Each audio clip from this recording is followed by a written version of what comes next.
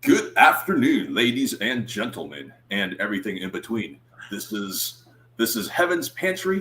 This is Manny speaking, and today I am with DJ Brad Scott. Today, a prominent disc jockey in the Easton Pennsylvania community. And by the way, I actually went to school in Easton Pennsylvania. Oh, you So did? I did in Lehigh University. Oh, okay, right on. Nice. Yeah. Nice school. Thank you. I definitely lost a few brain cells in the process, but I think I'm still a semi-functional human being, and I'm very pleased to have you on the show today. I really Oh, am. this is cool. I'm glad for the opportunity. So, for all the people listening in the audience, Heaven's Pantry contains crucial ingredients that can give you long, lustrous hair like myself, or a badass beard like Mr. Scott over here. So, first of all, tell the audience a little bit more about how you found out about us. Why you were a regular customer of our product, and yeah, like what about it appeals to you? So I go to the Easton Public Market a lot.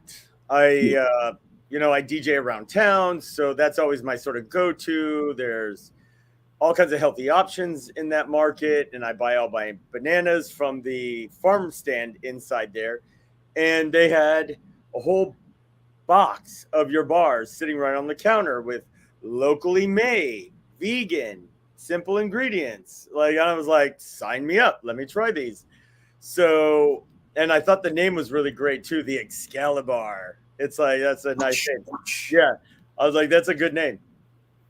So I checked out the ingredients and it was all stuff that I like and that I eat. And so I bought a few to taste them out. And so me and the partner sort of became hooked on them. And these are great grab and goes for me when I'm at DJ gigs. When I can't sit there and eat a plate of food, I take bars like this and protein drinks made up. So I just buy these by like the handful every time I go in. That's awesome. So I think in today's world, it's so hard to strike that balance between healthy and good taste. And Right. they have this saying that goes like, "Hey man, if it tastes good, spit it out." So number one, yes, I do think that you can eat pretty healthy by having like a very bare bones bland diet. But life is short, man. Life is short. Life is too short to be eating stuff that that doesn't go down well, the stuff that you don't really look forward to. And that's one of the gaps that we saw in the market, man. Like one of the gaps that we saw in the market was busy professionals like yourself, like myself, who have limited time. We we don't want to compromise on taste, but at the same time, like health is wealth, man. If you're not healthy, you won't be performing at your best. And we want something that's quick. We want something that tastes good and is also healthy. And that's where the whole spiel about the six natural ingredients comes from. Because we were looking for a way to find sustainable energy, and we looked back in nature and we found the formula. Everything we need is in nature, and we don't need all this heavily processed food. And you can have tasty, good, healthy food all at the same time. I don't believe that all health food has to be bad either. That's why these bars are wonderful. I love them. Thank you. I mean, dates just are perfect in anything. The whole phrase "food fit for a king." The Food. reason why we picked that phrase was actually because dates were actually a food that was frequently used as a source of energy for the nobility and royalty back in the day. So Oh, right. yeah, Okay.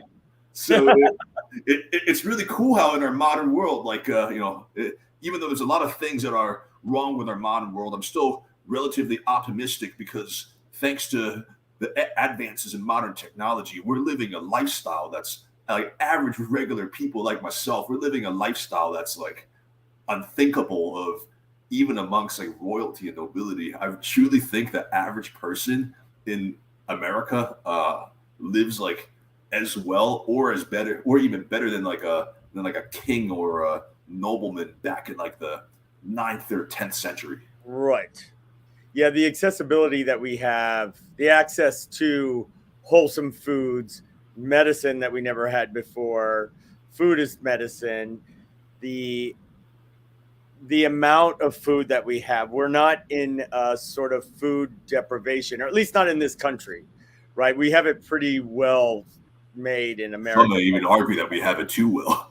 Uh, Judging by the look of most Americans, maybe just Yeah, yeah, little over excess. Maybe if they ate more of these energy bars, they would be better. exactly. Hey guys, do you guys want to be fit and healthy? There's some Excalibars. Ah, Right? Yeah. yeah. So Wild. Yeah. you're a DJ. Yes. How long have you been doing that for? And like, how do you pick that as a? How do you come across that as a line of work? How do you decide to make a career out of it? So, you know, real quick, I got my first turntables when I was 16 in the 80s, and all my neighbors, like hip hop was sort of blowing up. We would like cut up cardboard boxes and teach ourselves how to break dance and like try and mix records like we'd see like, Sugar Hill Gang and all these people doing. So I'd sort of got my taste for it then, but skip ahead, I moved to New York City in the 90s and I started going to raves and clubs, and I started becoming friendly with DJs, and I was seeing this sort of magic that they had of creating the whole energy of the room and creating the whole magic of the night through the music that they were playing. And I mean, they were like the rock stars sort of thing. So I sort of fangirled on them a bit, but at the same time, I loved what they were doing and I was fascinated by it. And I loved the music that was coming out. And I've always had sort of unusual taste, right? Like I think I'm good at making selections that keep the energy going on the floor because I don't pick obvious choices, right? I throw in some ringers and I keep people on their toes and I like to create the drama.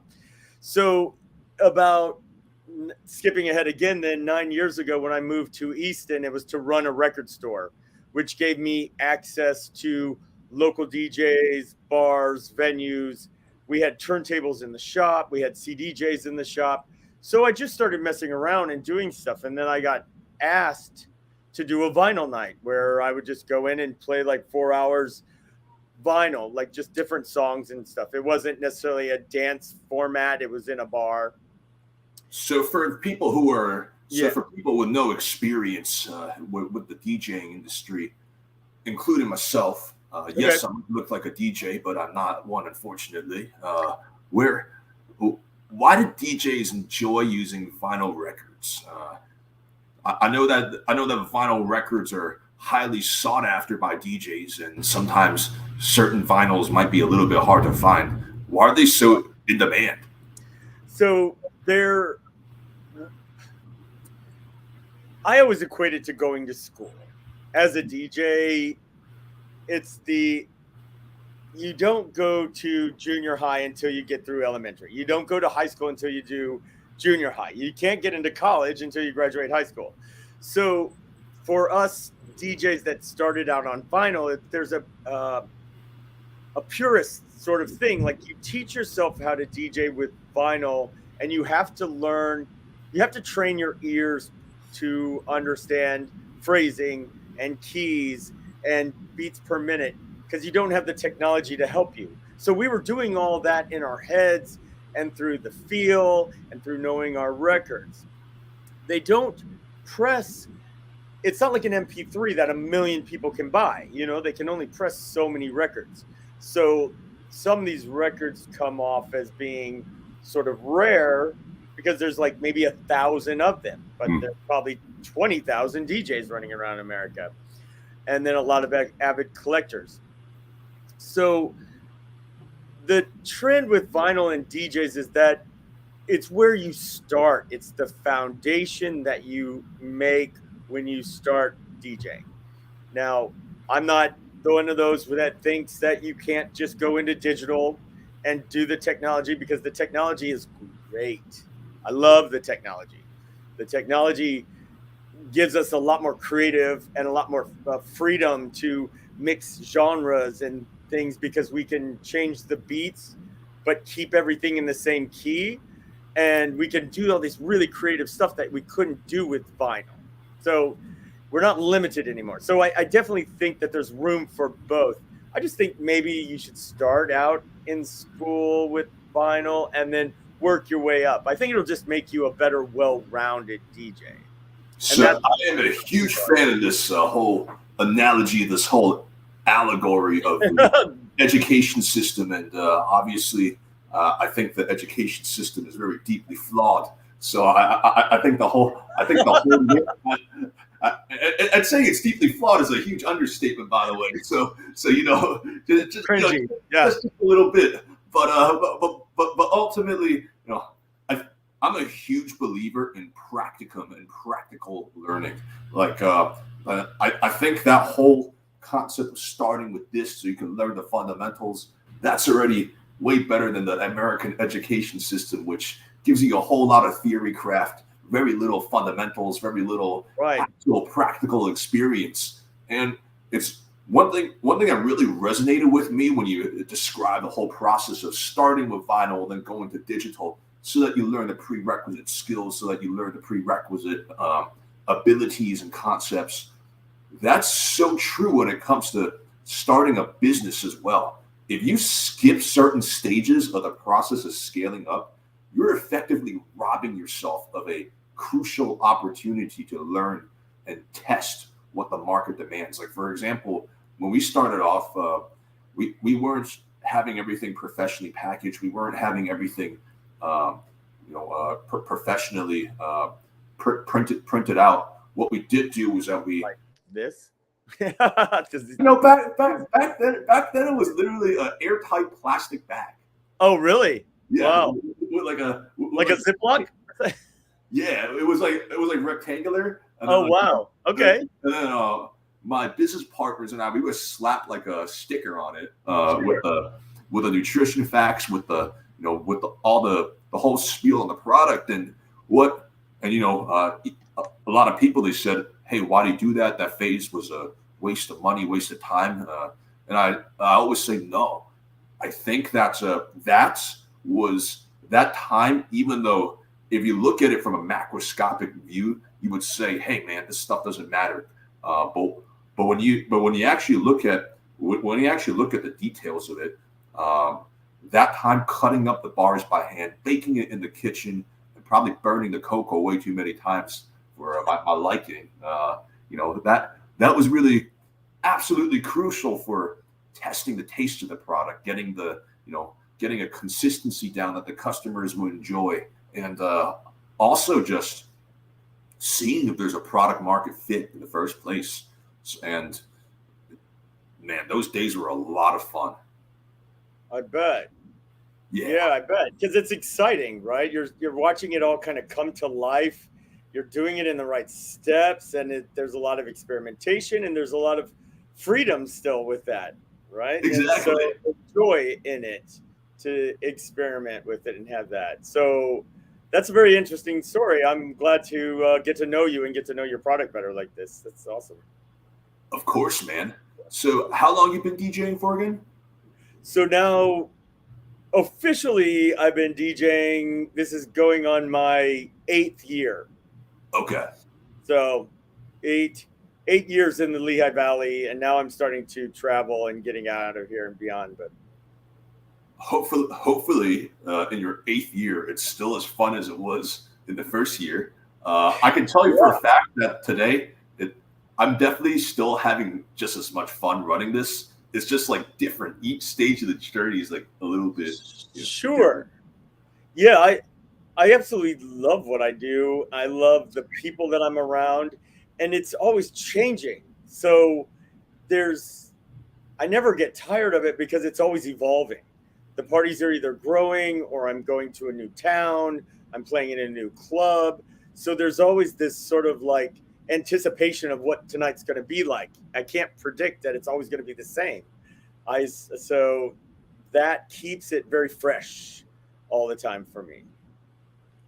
I can definitely tell you're a people person, and I can. Yeah. And another thing that really, another thing that I feel like you would not do very well is fitting in a corporate environment. Does that sound pretty accurate? Yeah, yeah, Yeah, that would. For one, I don't think they would like my painted nails, but or the breaks I take or anything. But it would be stifling creatively to be in a place like that, right? I mean, it's yeah, very formulaic, where you just have to do this and this and this and this is how we do it. It's there's just so much structure there that you can't really deviate or be creative with, and that would be really frustrating for me. So musically I can be super creative and I have a lot of flow, and I can express myself through how I dress. I can express myself in all these different ways that would be very limiting in a corporate setting. So definitely. there's people that can do it, God bless them, and then there's people that can't, and then we have other jobs to do, Thank right? you. I feel very blessed actually. Right, to That you said not be that, 'cause that. I actually do both. Sort of. Do you really? What's the corporate thing you do, or So, through the business? so I'm a senior leader in a big bank's automation department, Oh and wow. yeah, so that I actually really enjoy my job. Okay. I really enjoy my job. I've had jobs before that were a little bit more structured, a little bit more routine, and let's just say I've done a whole lot better at the ones where are not structured, where you have a lot of freedom to like experiment, try like your own thing. And I'm very fortunate that like I found like an environment and a setting where you're getting paid to like bring your creativity to think Oh, outside of the box. And that would be great. yeah, 100%. And a lot of the skills, like my mentality when it comes to corporate America is I'm a huge believer in getting paid to learn. So I'm a huge entrepreneurship, and long term, I wouldn't be surprised if I ended up doing something like this full time in a few years. But one thing that I did was that I made like a huge chart of like skills that I want to learn, and then one by one, I found someone willing to pay me to learn those skills. So I think it's all about creating a win-win at the end of the day. They get someone who's highly motivated, and I'm getting paid to learn skills that can one day make my business more successful. So what is that magic you're talking about? Because I would like to get paid to learn how to do stuff too. I mean, That would change the whole game in America if we paid people to learn. Could you imagine? Like we would all be smart as fuck. yeah. I mean, you do have that magic, my friend. You are getting paid to learn how to be like you're getting paid to learn, learn new things and learn music every day. That's pretty fucking cool. Yeah. Yes, that's true. Yeah, that's a good way to look at it. Like, I think both you and I are entrepreneurs. Yeah. Well, I wouldn't say being an entrepreneur is getting paid to learn always, because in the beginning it's losing money to learn. Kind of like going to school, except like you probably learn more as an entrepreneur than going to school. Right. And without the interest rate later on and the student loan debt and all that stuff, right? Yeah. So so what? So as a DJ, you probably have a very busy schedule. You're like how do you stay healthy? Like how do you like find work life balance in your realm? Because one of my buddies from college actually did a lot of DJing as well, and he told me he doesn't really do it much anymore because the schedule really took a toll on him. Sure. It's balance. It's knowing when to say no to gigs too. Because I used to be so hungry or thirsty to just put myself out there that I would just take everything and sort of sacrifice my energy levels, sacrifice my personal health, sacrifice the time I spent with my boyfriend or my dog. And so learning how to say no was a big part of my growth. Yeah. And then balancing it out where on the nights I'm not gigging, I'm sleeping. I'm like going to bed early. I'm managing my time very well. Hashtag self care. Self care is the only way to do this. sobriety too. I mean, I haven't had a drink or touched anything in 4.5 years. And after I went sober, I just sort of watched my DJ career just start ticking up at a much faster rate. Um, because my energy levels were higher because I wasn't always in recovery from the night before. I was able to like wake up and go do another gig because I was fresh. I was able to do an afternoon party and then go to a nighttime party because I wasn't drinking. I was pumping myself full of water and the iced coffee. that so I do coffee and filling myself with good stuff like Excalibars. So I was able to like maintain that energy. So there's getting the rest is crucial. Staying hydrated is crucial. Knowing when to say no to gigs that maybe aren't right for you, or they're just going to put too much strain on you. Like, like that fear of missing out, I think sometimes runs us into problems, right? That, oh no, if I don't go do this, maybe, they're going to give it to somebody else and then I'm going to lose this other gig. You can't think that way, right? Like you just have to give 100% at the gigs you're at and know that you're going to be okay. So that's a really good way to live life. And, I think we have a limited amount of energy every day that we wake up. If there's one confine that every single person on this planet has, no matter how rich or poor, no matter how big or small, no matter like whether they live in the United States or like a town in like a third world country, we all have the same amount of time every single day. And the calculus on how to live your life is essentially just what do you choose to spend your limited time on? It's simple, man. very Like deep. Yes. I know, but it's really so simple. That's the magic of it. Like Sure. uh, do you choose to spend it in productive ways, or do you choose to spend it in like destructive ways? I give you so much props, for cutting out alcohol. There was a period of my time where I cut it out like 100% and every 2 weeks or something. But like, man, that mental clarity that you feel is insane. Your ability to process your emotions are different. All of a sudden you're like you run into a hiccup or a problem and you're able to like focus, handle it, and move on, right? Like it doesn't sort of start tearing you up inside and the clarity and the emotional stability that comes with sobriety, it's like a high in itself. 100%. How would you describe the effect of alcohol on your line of work? So I can tell you one thing, my line of work during the daytime does not lend itself very well to drinking. It's really hard to it's really hard to build bots when you're not in a sober analytical state of mind. So Right. I'm curious to see how it affects your industry, because like I see a lot of interviews from artists. A lot of them do think that alcohol boosts their creative skills, acumen. Some people say it's bad for their creativity. I'm curious to see what your experiences have been. So, yeah, like drugs and alcohol are just embedded in the DJ club scene.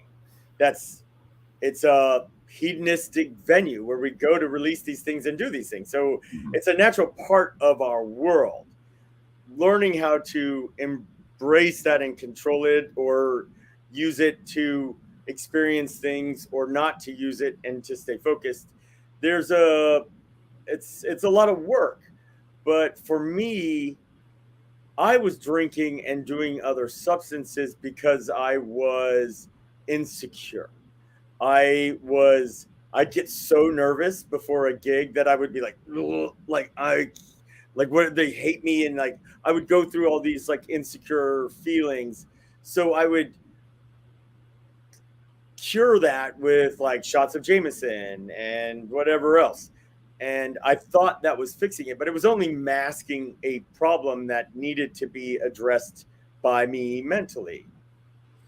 And I used to think I was such a great DJ when I was on stuff because you get all hyped, because I'm Yep. drunk and everything's so great and you're fucking awesome. And, you think you're doing all these things, but you're actually kind of sloppy, like you may do some good mixes at first, but as the night wears on, you get a little sloppy and you may play a little too loud. You may not be paying attention to what people are responding to because you're in your world.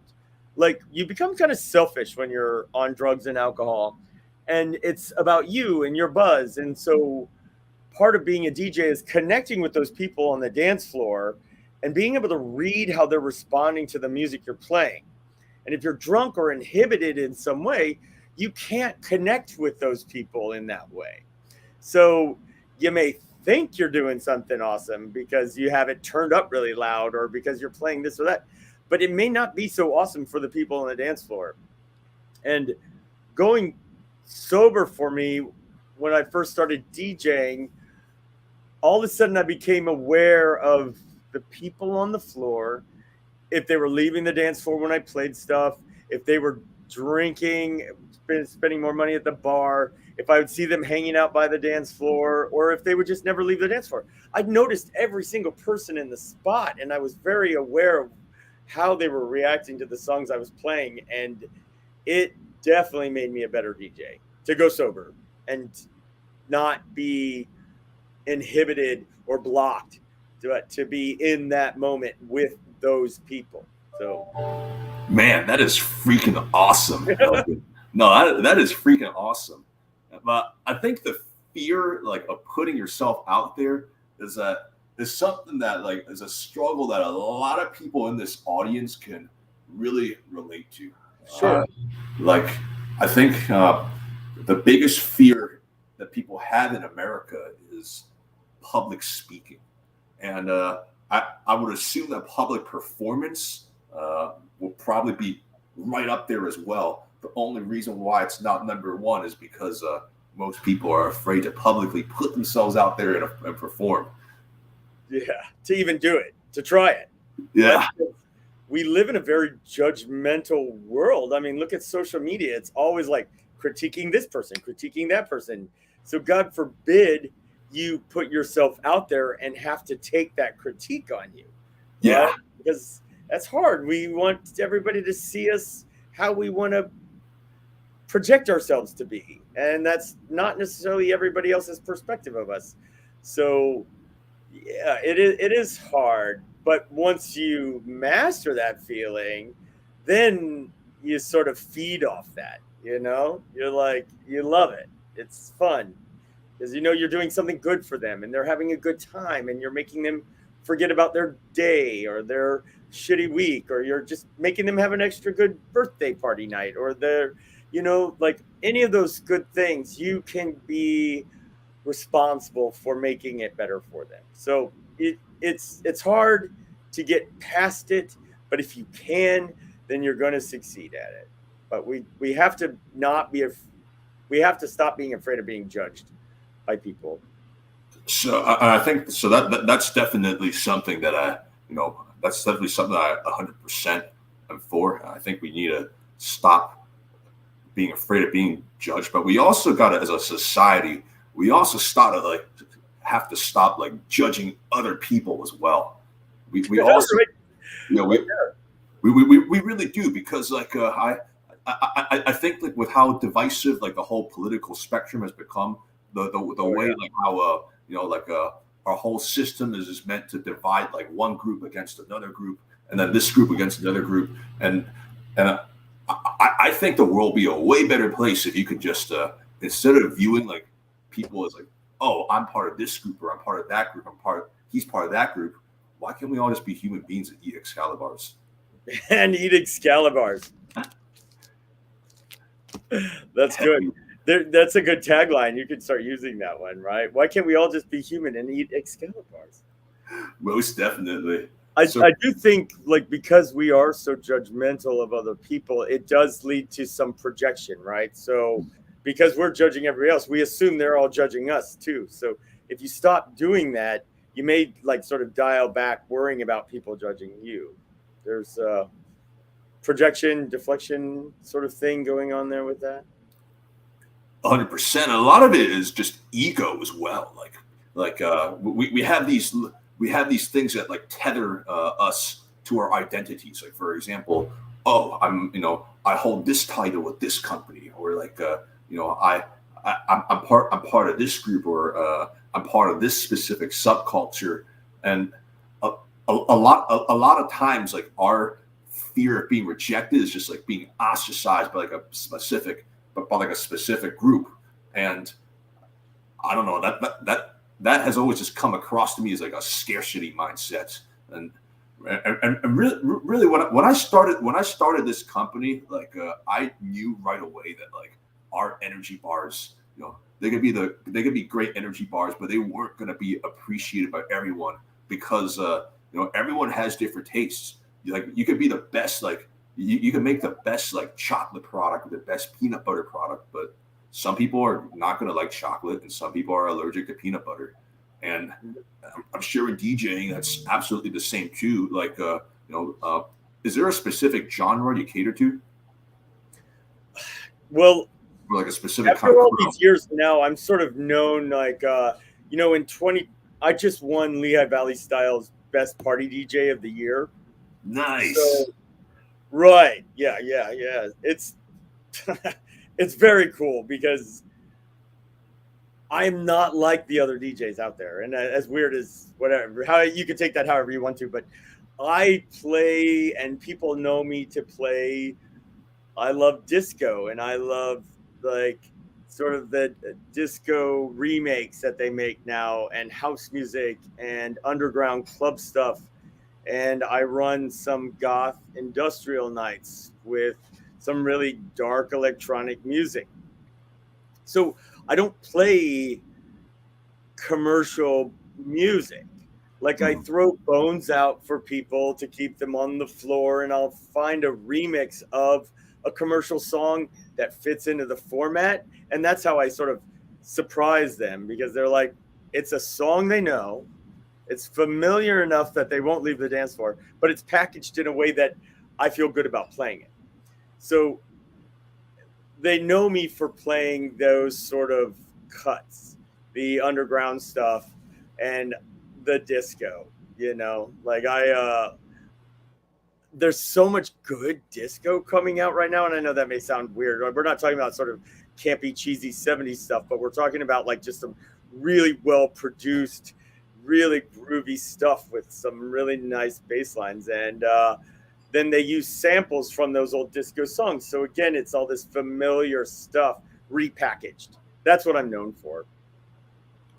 Man, that is really cool. And but do you ever feel like some people like obviously your skills as a DJ are definitely, if you're getting nominated for awards, definitely very very stellar. But do you ever feel like there's always gonna be a certain part of the population that you can't please no matter how hard you try?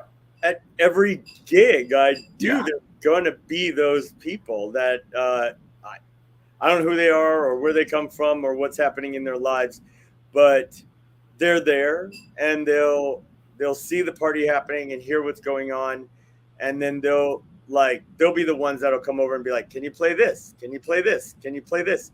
And it'll be like totally not in that format for what the party is, or like they'll see the dance floor packed and dancing to like a certain stuff, and then they want me to play something else. And so those people are there, and they'll tell you, like, I've had some people make some really nasty stuff to me where they're like, if it's the first hour and people are sort of drinking at the bar and getting their liquid courage, there'll be nobody dancing yet, but I gauge it not on if they're dancing, but are they spending money at the bar? Are they tapping their feet? Are they not leaving? Making sure that they're staying and not walking out the door. So those are good signs that I'm in the right direction and they're going to get out to the floor. But people will come up to me and say stuff like, nobody's dancing. Isn't it your job as the DJ to make them dance? Shouldn't they be dancing? Why don't you play this? And I'm like, look, I get where you're coming from. Like it used to burn me up and like really knock my ego down and really hit me into these insecure moments where I just sort of want to lash back and be aggressive with them. But that doesn't do anything, and it just makes me more frustrated. And then I sort of get out of the zone.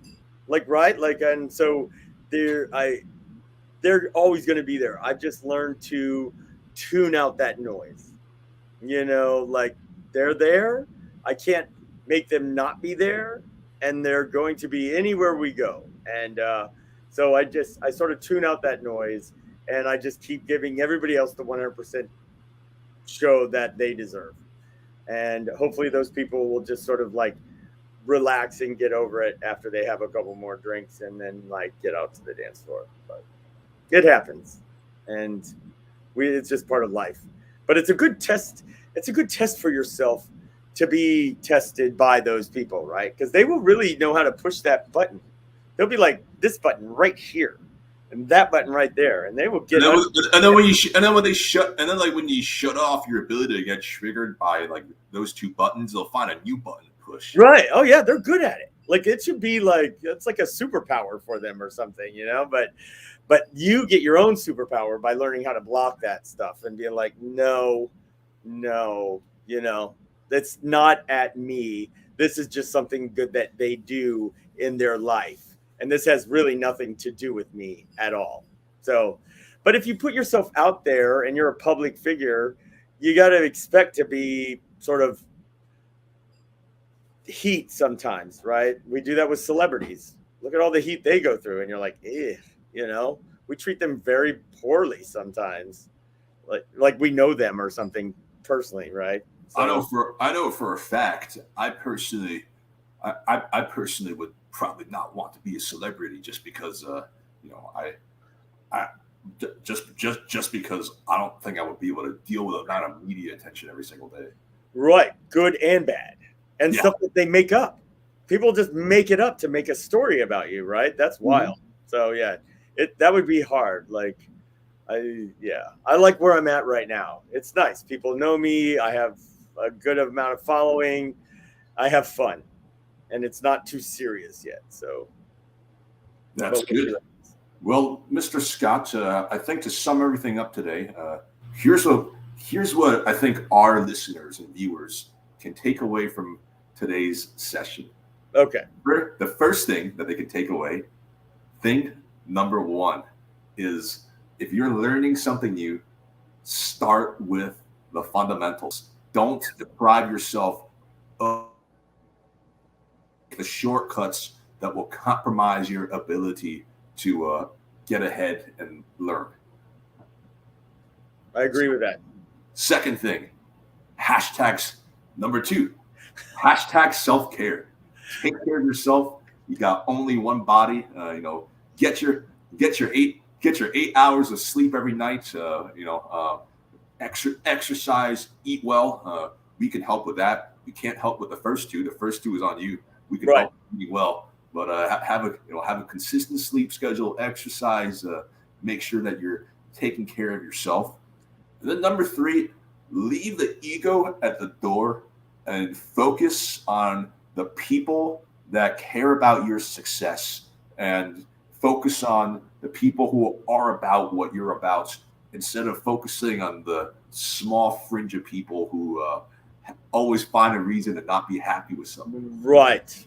That's a great one. That's a great summary right there. I think that's everybody can take away with that bit of knowledge there. That's very perfect. Leave the ego, focus on them. I love that. That's a very great way to summarize it. So, ladies and gentlemen, this is DJ Brad Scott, Easton Pennsylvania's finest DJ. If anyone ever wants to DJ for an event, how can they best contact you?